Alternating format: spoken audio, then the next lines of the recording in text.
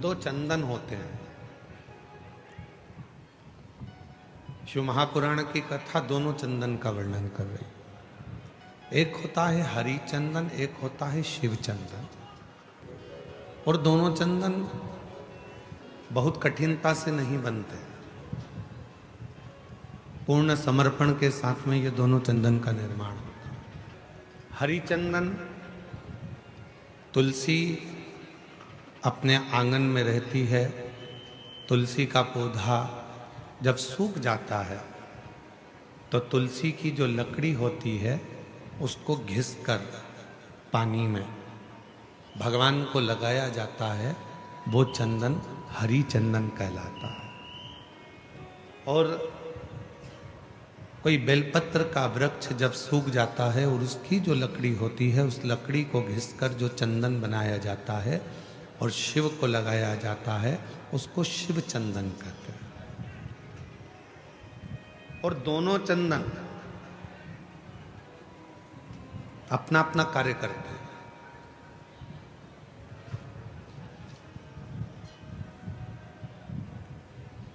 जैसे चंदन लगाते समय 3 उंगली का प्रयोग हम भगवान शिव पर करते हैं।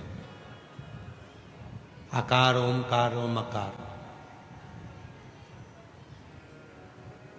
ये 3 उंगलियों का प्रयोग हम शिव जी पे चंदन लगाते समय करते हैं। शिव चंदन एक ऐसा चंदन, जब कोई बेलपत्र की लकड़ी, कोई बेलपत्र का पेड़ जब सूखता है तो उसकी छोटे से लकड़ी को हम अपने घर में रखकर उसको घिसकर शिव जी को इन 3 उंगलियों से चंदन को लगाते हैं। आकार, ओमकार और मकार तीनों। पर इन 3 उंगली को जब हम लगाते हैं और 3 उंगली से जब हम त्रिपुंड बाबा का लगाते हैं तो उसमें जो नीचे की उंगली है मकार, जो नीचे की रेखा है मकार, हम जब चंदन लगा रहे हैं तो नीचे नीचे की जो रेखा है, एक कोई फोटो आया है जैसे ये 3 उंगली से ये चंदन लगा, आकार, ओमकार और ये मकार।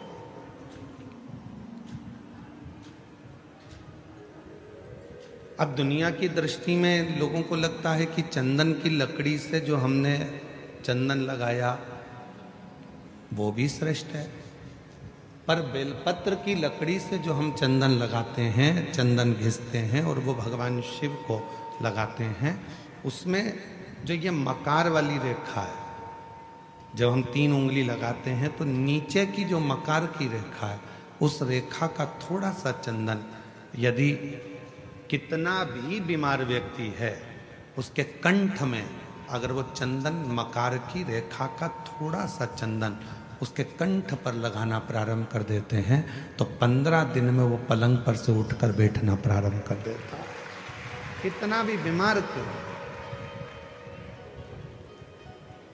आकार, ओमकार और मकार 3 रेखाएं हम चंदन की खींचते हैं। जैसे इसमें 3 रेखा खींची, 3 रेखा। एक हरी चंदन है जो तुलसी की लकड़ी को घिसकर, जब तुलसी सूख जाती है, तुलसी जब सूख जाती है तो उसकी लकड़ी को घिसकर तैयार करा जाता है, उसको हरी चंदन कहते हैं। और वो हरि चंदन भगवान नारायण को, शालिग्राम भगवान को, भगवान नारायण को, भगवान विष्णु को वो हरि चंदन लगाया।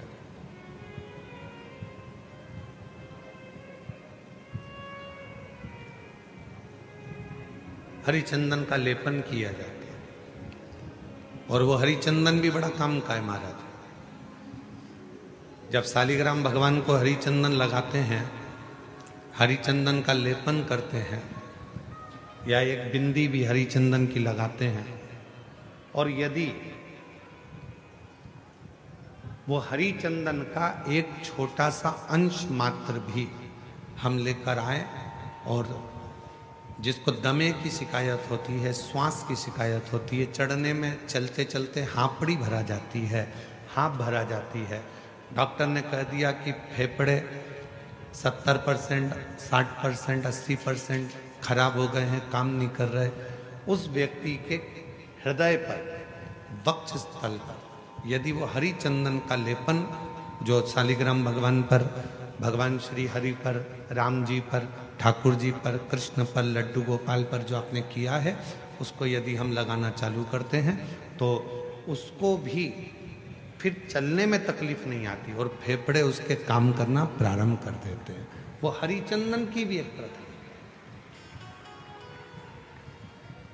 तो दो चंदन, एक हरिचंदन, एक शिव चंदन।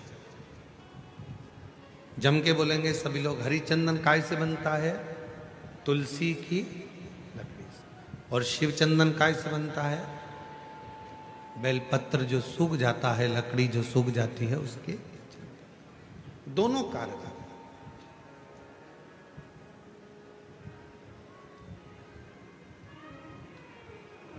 और तेरी पूजन को भगवान बना मन मंदिर, तेरी पूजन को भगवान बना मन मंदिर,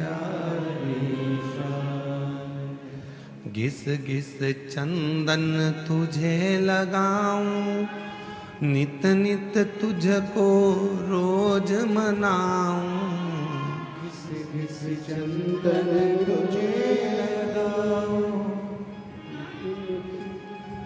हे भगवान, नित तेरे को मैं मनाऊं, घिस घिस चंदन रोज लगाऊं, नित नित भोला तुझे मनाऊं, घिस घिस चंदन रोज लगाऊं, नित नित भोला तुझे मनाऊं, तेरी पूजन को भगवान बना मन मंदिर,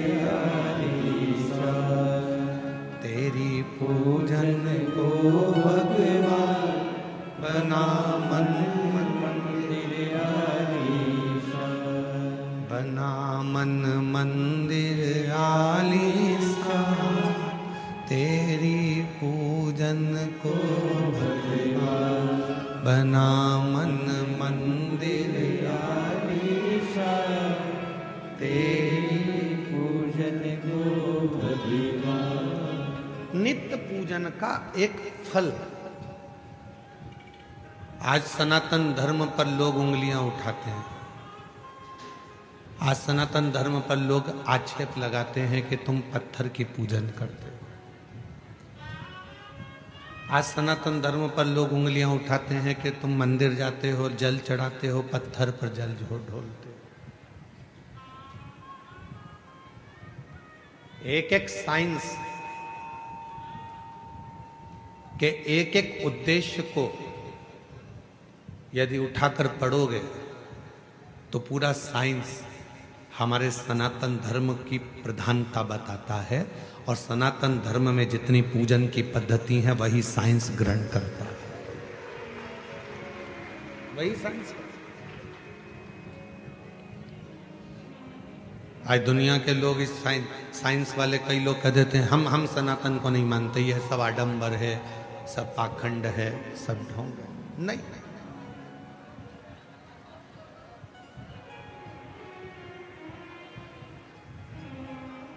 एक समय ऐसा भी आता है, डॉक्टर पूरा इलाज करता है, सारी दवाइयां देता है, सब कुछ करता है, और आखिरी में डॉक्टर भी कह देता है कि मैं पूरी कोशिश कर रहा हूं, अब उसके हाथ में।